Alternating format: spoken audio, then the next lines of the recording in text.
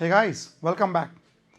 So further to the previous module where we understood about the basic working principle of a two-stroke engine, we are here moving in certain details about the few actions that are happening. So we concentrated on this part in the previous module. In this case, we are going to discuss furthermore that how are the ancillaries or the assisting systems are helping the process done, right? In this video, Chief Engineer Arvind Singh sir will show us how a fuel valve does the injection, how an exhaust valve opens or closes, how the starting air valve opens, at what pressure the pilot air is. And there are so many simple doubts even regarding lubrication, cylinder or lubrication I'm talking about, that come to our mind. So when I was watching this video initially, I thought, I know everything. Then in the center of this video, even I got 2 to 3 things new which I learned. So please watch this video, learn and grow together. Jai Mata Di. So just start with this first. We have a cylinder, a piston moving up and down. Now, what is happening when the piston is going up? Exhaust valve closes and compression starts to happen. Now, this exhaust valve operation. So, what is happening when this piston is going down? Exhaust valve opens, and when it is going up, piston is going up certain time. At a certain time, exhaust valve closes. So, this opening and closing like this. So, normally exhaust valve will remain closed, but when the signal comes from here, it opens, remains open for some time, and then it closes at a convenient time. So how is that happening? Let's focus on this part. This is exhaust valve actuator. So what is actuator? It's nothing but a motor. So it's a motor which basically it's converting one form of energy into motion. So what is moving? Actually, it's basically what is happening is you are getting some energy and then creating into motion. So what is moving? The moving part is this piston here. This piston. And piston is moving up and down in a cylinder. So what does it tells you? What arrangement is this? A piston moving in the cylinder, it becomes a pump. So this part is nothing but a pump. And our lower part I would call as an actuator or a motor. So a motor driving a pump. What kind of pump is this? Reciprocating pump. Piston going up, up and down, up, down, up, down. Reciprocating pump it is there, right? So what is this pumping? It is pumping hydraulic oil.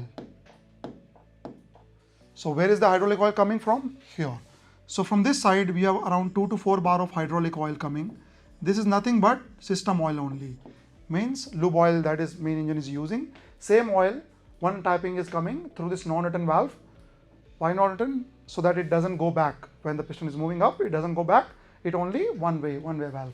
So this oil is now here, and when the piston is moving up, this oil is pushed in this pipeline.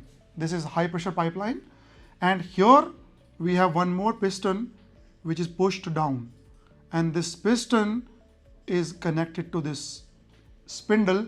So spindle moves down means exhaust valve will open. So that's the process of exhaust valve opening. But there must be some spring to push it back. Yes. So in earlier times there used to be actual spring, mechanical spring, but nowadays we are using air working like a spring. So there is a chamber which is air is getting compressed, and when this oil returns, then there is nothing to keep it open. The air will, compressed air will again close the valve. So how is the valve actuation happening? My piston is moving up, valve opens almost instantly because oil is not compressible. So when it just starts to move, this just starts to open. And when it is coming down, right, when the piston is coming down, then compressed air here will push the oil back into the system. So this oil is basically going back and forth. Anyway, this is the exhaust valve operation that is there. That is there in case of MC, and this is the same as well is in case of ME also. same thing remains. There is no change till now, right? Let's now move on to the next system, that is fuel system. Okay, so in the fuel, same kind of arrangement is there, slightly bigger in size. Here also we have a reciprocating pump. So, and down below we have got a mechanism to push the piston up. This piston we call plunger, and the cylinder we call barrel. So plunger is moving in the barrel. Oil is coming through a non-return valve again. So here I had NRV, non-return valve, so that oil doesn't go back. Here also I have an arrangement that oil doesn't go back. This is again NRV concept, but here the name is different. We call this as a suction valve, and this is inbuilt into the pump system itself. So the oil, fuel oil, which is around 7 to 8 bar or 9 bar, whatever you want to call that, 7 to 9 bar of oil, fuel oil or maybe diesel oil, whatever, that is coming in. It is filling up the space. When the plunger moves up or the piston moves up into the high pressure pipe, this oil goes at a convenient time around a TDC, and this is injected. But unlike hydraulic oil, here this is nothing comes back. So there is an NRV inbuilt inside the fuel valve. This is a fuel valve also. So there is a non-return valve inbuilt here. It stops any backflow, right? So so what happens? Whatever comes, it just goes inside, and remaining the pipeline. And the next cycle, when it goes down, next batch of oil gets filled in, and then again next cycle it pushes the oil into the system. So this is how my fuel system will work. All right, so this is about the fuel oil system here. Now we have few more systems attached to this. So one is lubricating oil system. Why do we need that? When the piston is moving inside the cylinder, there is metal to metal rubbing. I don't want that to happen because they will wear down in no time. So I want a lubricating oil film here, a lube oil or some lubrication I need. So I'll be injecting lube oil onto the cylinder liner. I'm doing that using some coils or some valves here, right? 6 of those, depends on the size of the engine. So 6 or maybe 8. So they are coming from individual pipelines. So they're injecting lube oil, cylinder lube oil into the cylinder, and this oil is coming through these 6 pipelines from 6 coils. 6 pipeline, they're coming from what do we call as lubricator. So this is nothing but lubricator. And what is lubricator? It is again a batch of 6 small pumps for 1 unit. If there are 6 coils, there will be 6 small reciprocating pumps inside, just like those, but they'll be very, very tiny in size, very tiny, right? So, but there's still reciprocating pumps. Each pump is responsible for each coil.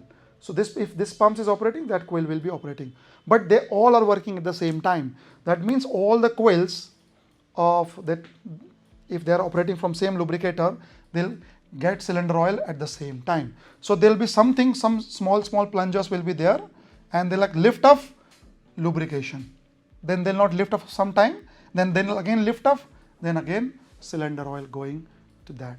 Of course I need cylinder oil connection here. I need to give here some cylinder oil coming from outside. So the cylinder oil is coming from cylinder oil day tank, and cylinder oil coming and then getting used up in the chamber.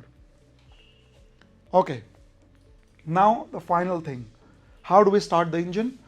To start the engine, I need to crank up the engine. In smaller engines, we can crank it up using air motor or electrical motor like in your car, your bike and all. But on ships, when you're talking about such a huge engine, that electrical cranking is not enough. You need huge power.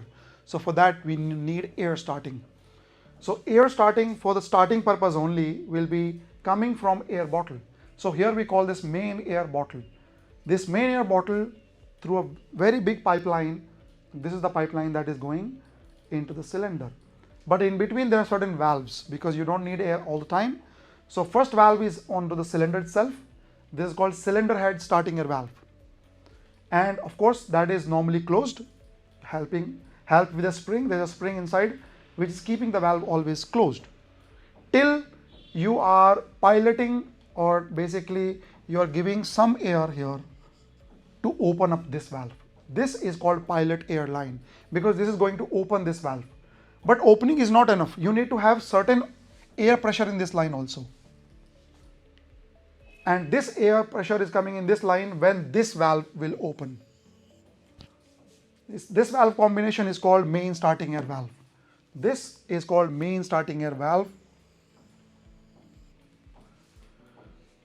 Right, so main starting air valve, when it opens up, only then this 30 bar air will go in this manifold and will wait in all the cylinders 1, 2, 3, 4, 5, 6.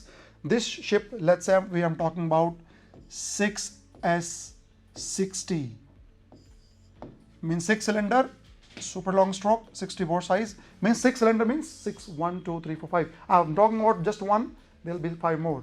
Alright, this 30 bar air waiting till this valve opens, and this valve will open when pilot signal will come to this valve. So this pilot air, again, it's coming from where? It's coming from the same tapping actually. So main starting air valve, one branching is going on here. Some people confuse, this is a 7 bar line. This is not a 7 bar, this is still 30 bar line itself.